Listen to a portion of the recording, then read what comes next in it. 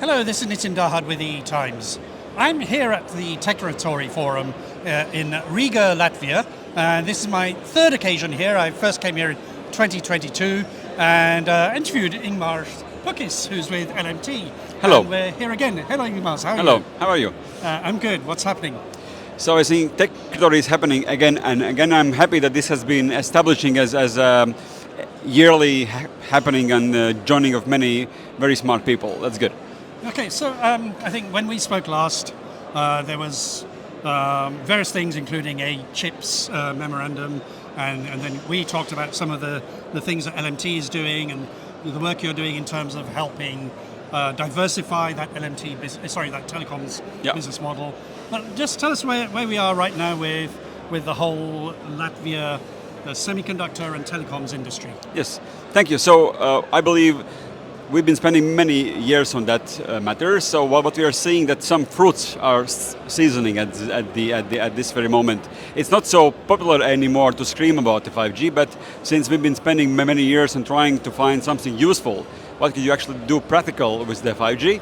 That has led us to actually building many new businesses around these technological features of 5G, being that in defense or sensors or IoT and so on. So I think we kind of are proud that we've been patient enough and hardworking enough to actually finally see that those things are not only part of presentations or conferences, but we're actually seeing a flow of real life customers for private networks and all that sort of industrial dreams we had at the onset of 5G. And you've been doing this for a few years, and I think I heard in one of the sessions this morning, Latvia has 95% 5G coverage, so I think LMT has been a big part of that. I think we really don't care about the 5G coverage. It's totally not important. Okay. Because for human beings, there is no difference between the 4G and 5G. Because your TikTok or Instagram would run just as well with 4G. 5G, we use 5G for two purposes. Yeah. One thing is to actually offset hotspots in the network. So we mostly and firstly, of course, develop the coverage, but the 5G is very good and tackling big loads in the network. This is one thing, and secondly, we use 5G for industrial use cases around ports and manufacturing and agricultural companies, and also for defense. So it's hotspots and it's in industrial use cases, and we're not developing population coverage because you can very easily cover the country with low frequency, and that would be a demarketing for the dream of 5G. But I think, going back, I think you've been working on this whole strategy for LMT for several years, haven't you? Yes. So what do you feel some of the achievements there? I think most notably, at this moment we are the center of all the NATO development for tactical use case of 5G technology. We have been achieving this so-called MOCAN, or multi-operator core network, meaning that the ambition for NATO is that you would be able, that the allies come around with all sorts of networks, and can you integrate that in a single core being operated by the 5G. So we are integrating different mobile networks, satellite communication, field radios in a single mesh.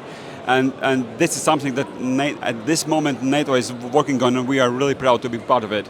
It's interesting because, I mean, not everybody thinks of the Baltics and some of the telecoms, but what are the things that you think people don't understand globally about what you're doing?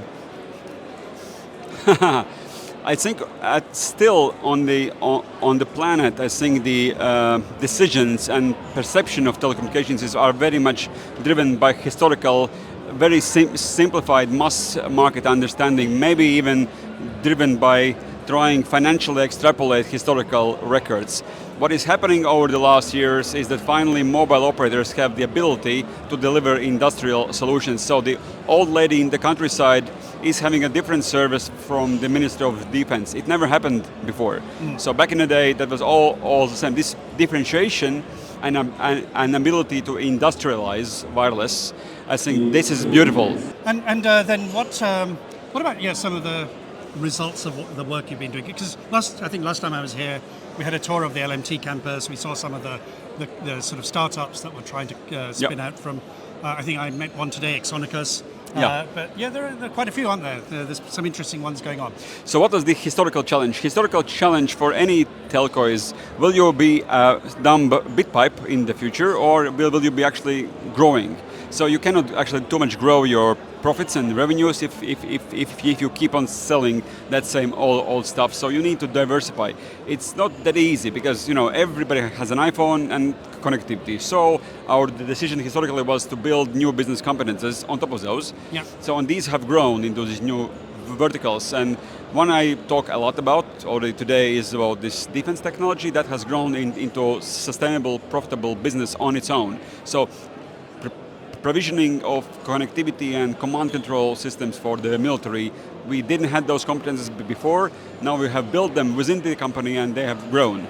Other beautiful topic right now, we have found a solution, a hardware and firmware solution for making any sensors mobile and connectable to mobile network. So we built a small modem system on modules that you can actually attach to, so to speak, simplifying, attach to any sensor and make it connectable to any mobile network with all the roaming functionalities and IoT platform functionalities. So we are now deploying that. One of the things I think I saw quite interesting here is the drone technology and both and the EVs and the autonomous drones. Yeah. I guess that's something you've been playing into as well a little bit. Yep. Yeah. As it was before, it still is. I think one of the main challenges here is legal. Yep. So can you actually fly drones beyond visual line of sight and so on and so forth? We've been doing many projects, both through European defense funds and other European research.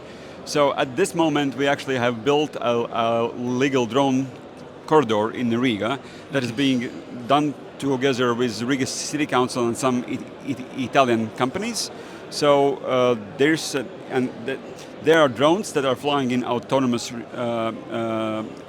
regime and also using computer vision, and these are being used for different safety and monitoring use cases. And this is done legally in a legally right way with autonomous drone with computer vision system. It's kind of a dream come true use case, and we do hope that this is going to be a proof of concept that might evolve eventually in a proper commercial solution. But there's like dual use. I mean, there's civilian and some. That's totally civilian use because dual use. I think this is a little bit a fake concept. This has been back in the day that was made by some American defense technology companies to be able to open new markets. For the war, there is just one use. You have to be focused. This dual use thing, I think this is a little bit. It's a soft way how to approach for. But that's the right way because many civilian companies, they have to go defense because just as Russians are, we also have to be war footing these days. Yeah. Because what's the big thing that you want to leave our sort of readers about what you're doing at LMT? I think the most important thing that we are totally believers now that you can actually make a good business out of commercializing 5G industrial capabilities. That's possible. So we are having profit out of this as it was promised back in the day. Yeah. So it's actually happening. So you're doing it, yeah? Yeah. Oh, well, Ingmars, thank you very much. Thank you. Thank you.